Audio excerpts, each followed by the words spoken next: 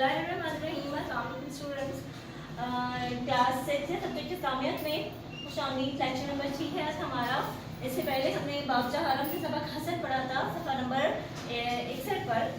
तो इससे chapter describe करने के बाद आपको कुछ शॉर्ट क्वेश्चंस भी दिए थे करने के लिए। आप इसी से आगे कंटिन्यू करते हैं।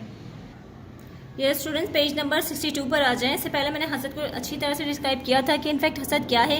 किसी की भी अच्छी चीज़ उसकी ख्वाहिशों को पूरा होते हुए देख के या उसके पास माल दौलत और खुशियाँ देख के ये सोचना कि ये चीज़ें उसके पास से ख़त्म हो जाएं, बुरा सोचना, और फिर या ये सोचना कि वो चीज़ें मेरे पास आ जाएं, उसके पास से ख़त्म होने के बाद मेरे पास आ जाएं। तो ये दोनों हसद की ही मिसालें हैं और इससे मुकम्मल तौर पर इस्लाम में ममनू है, इस्लाम में हराम करार दिया है। नबी सल्लल्लाहु अलैहि वसल्लम की ज़ात भी इससे बिल्कुल पाक थी, उनमें ऐसी कोई सिफत नहीं थी। इसी तरह से सहाबा कराम भी सहाबा कराम में भी हसद का कोई जज्बा मौजूद नहीं था।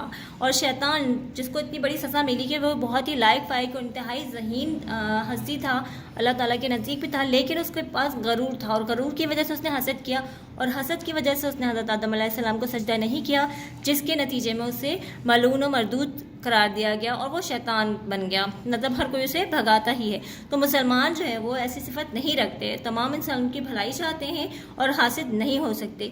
नेकी और मोहब्बत और इसाअत जैसी सिफात हसद के मुनाफी हैं और यही मुसलमान में होते हैं, हसद नहीं होता।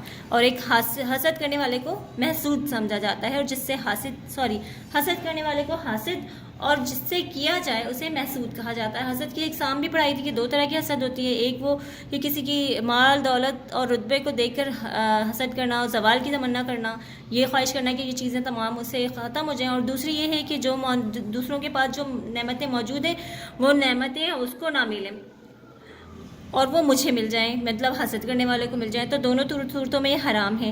हसद करने वाले के साथ बहुत बुरा होता है और ये इंसान को इस तरह से खा जाती है जैसे आग जो है वो लकड़ी को खा के ख़त्म कर देती है। तो जो भी हसद कर रहा होता है वो अपने साथ ही बुरा कर रहा होता है।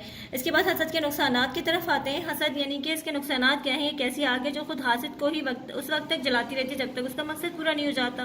और हसद की वजह से हसद करने वाले की नेकियां भी महसूद को मुंतकिल हो जाती हैं। यानी जो भी किसी से जल रहा होता है, हसद कर रहा होता है, उसका बुरा चाह रहा होता है, इनफैक्ट अपनी नेकियां उसको दे रहा होता है, मतलब अपने साथ ही नुकसान कर रहा होता है और बड़े ही गुनाहों में घिर जाता है।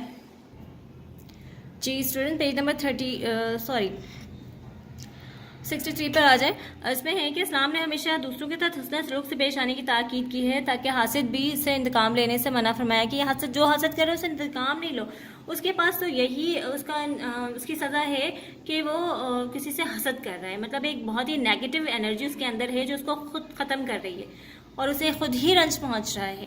तो इससे तरह अल्लाह ताला ने सख्ती से मना किया और लेकिन इसके शर से पनाह मांगने की हिदायत की है।